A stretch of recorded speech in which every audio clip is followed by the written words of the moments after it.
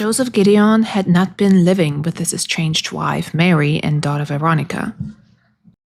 But on that Easter afternoon in 1937, just something compelled him to visit the fourth floor apartment at 316 East 15th Street. Perhaps it was guilt, or just maybe a sense of obligation. It's really hard to kind of know what drove him to knock on that door. But when there was no answer, he hesitated for a moment, and then his concern grew. With the spare key he still carried, he unlocked the door, and he stepped inside. The apartment was eerily quiet, but it didn't take long to realize something was just terribly wrong. The parlor, typically a lively space where his daughter Veronica usually may sit reading or chatting, felt heavy in silence this time. The scene stopped him cold. On the bed lay Veronica, her lifeless body stark against the rumpled sheets. She was naked, and her neck bearing the unmistakable marks of strangulation.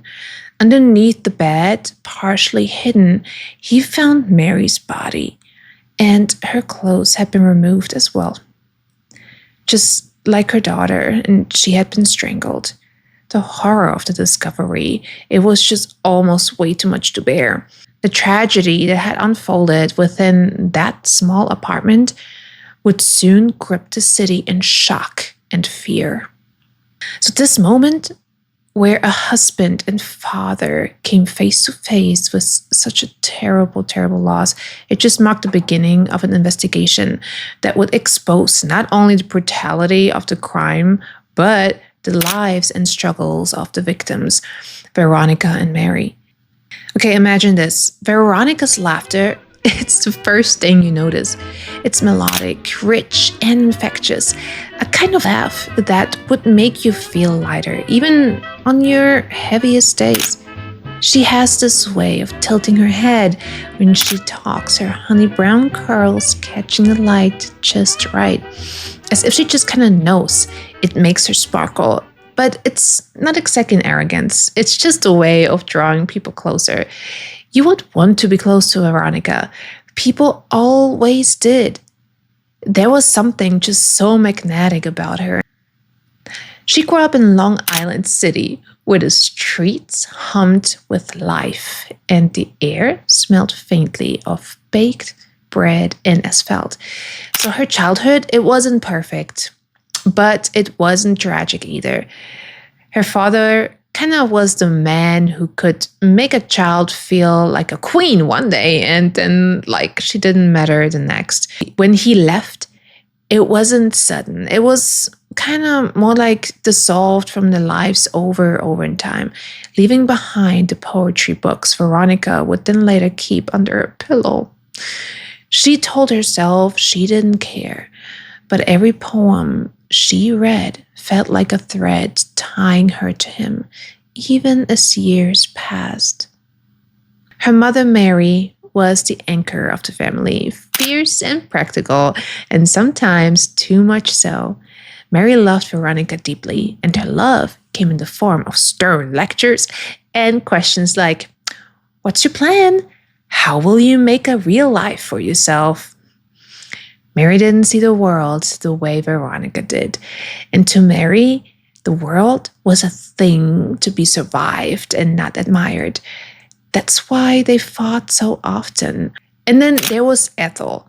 Ethel was the smart one, the driven one, and, the one who just always knew how to stay 2 steps ahead of the world.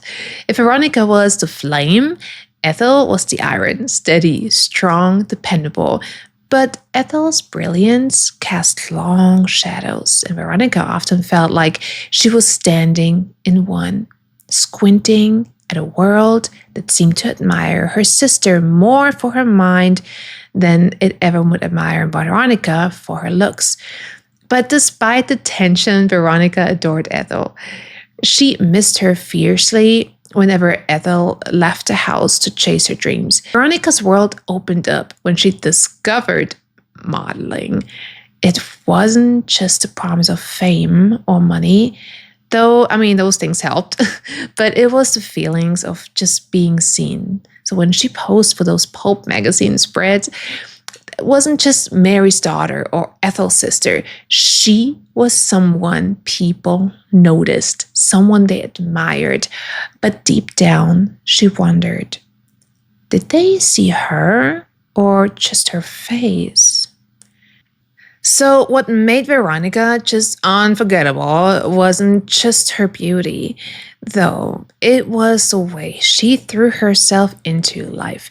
She had dreams just bigger than the covers of magazines. She wanted to take care of her whole family, to build something lasting. And her flaws only made her more human. And she could be sharp tongued and impatient, especially with people that she thought didn't understand her right. Sometimes her pride got the better of her. She would laugh off concern when she really needed someone to tell her they cared.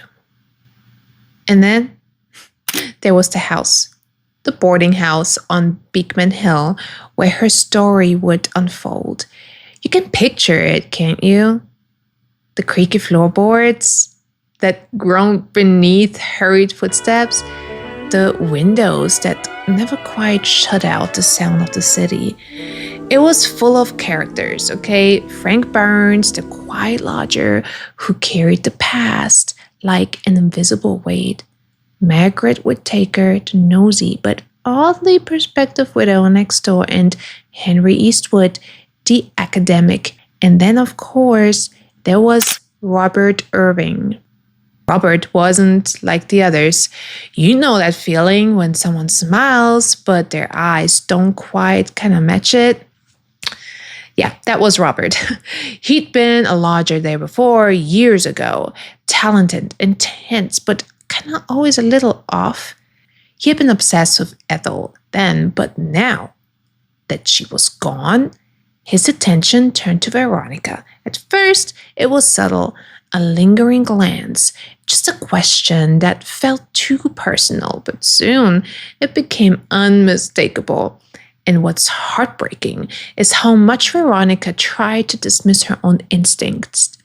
She laughed it off, told herself she was imagining it. So that was her pride again, getting in the way of the help she needed. By the time Easter arrived, the house had changed. The air inside felt a little bit heavier, and Margaret whispered warnings in her weird, cryptic way. Frank began staying up later, watching the hallways like a sentry, and Veronica, she laughed, still tilted her head just so, but there was a tension behind her smile. Like she just knew something was coming, but she couldn't quite name it. So it was Easter Eve, and the boarding house was unnaturally quiet. The city hummed faintly in the distance. But inside, everything seemed suspended in an oppressive stillness. The parlor was dimly lit by just a single candle, its flickering flame casting elongated shadows across the walls.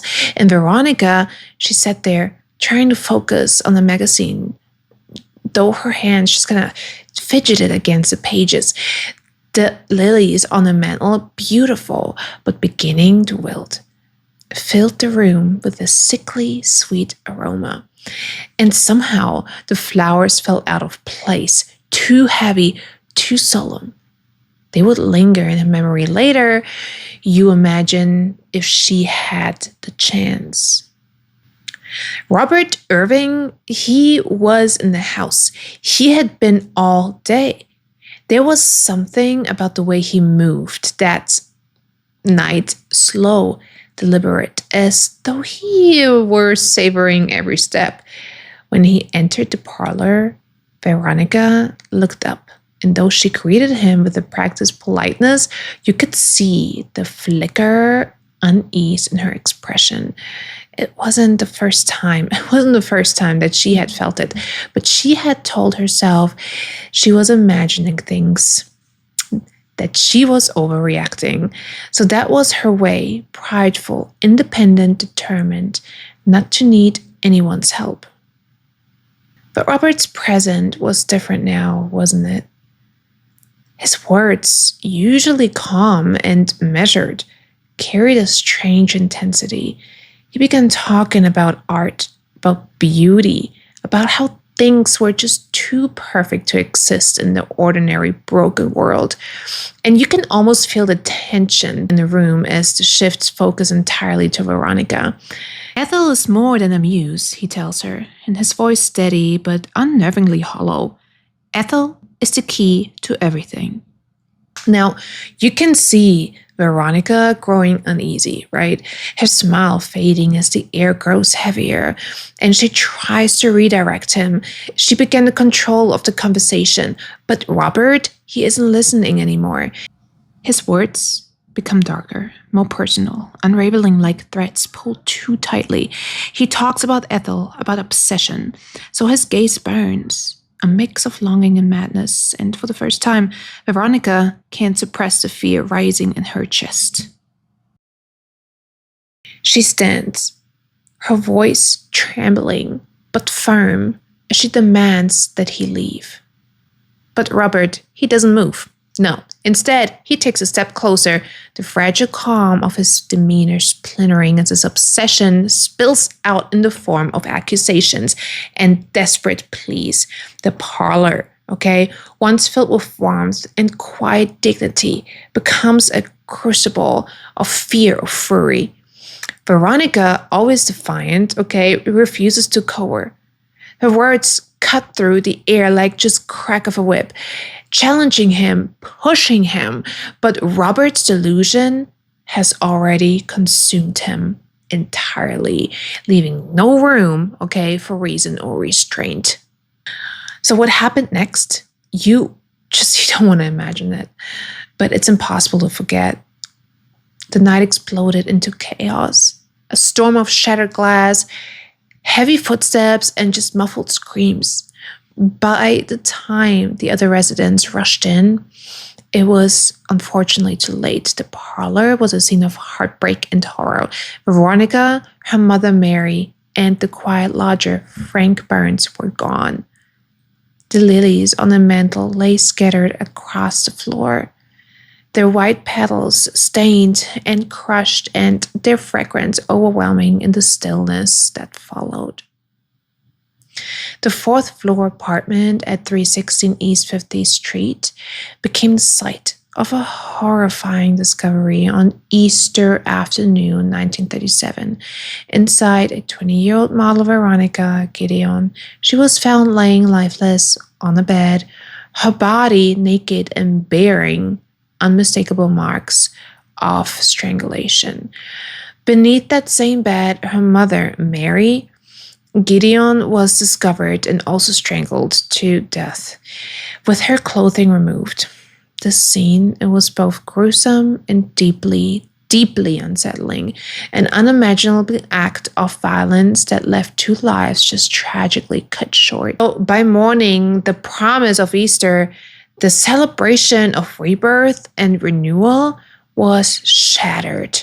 The story spread like wildfire, and the press descended, turning Veronica into a symbol, a headline, a face in black and white. Photos. They wrote about her career, about her beauty, but the tragic irony of her untimely death. But they didn't write about the person she was. They didn't write about just the way her laughter could fill up an entire room, or how she dreamed of more than just being admired. They didn't write about the poetry she kept hidden under her pillow. But here's what I want you to remember about her. Veronica, she wasn't just a victim. She was someone who fought to be seen, to be more than the cards she'd been dealt. She was flawed, yes, but beautifully so. The kind of person who leaves a mark, not just in the headlines or photographs, but in the hearts of those who knew her.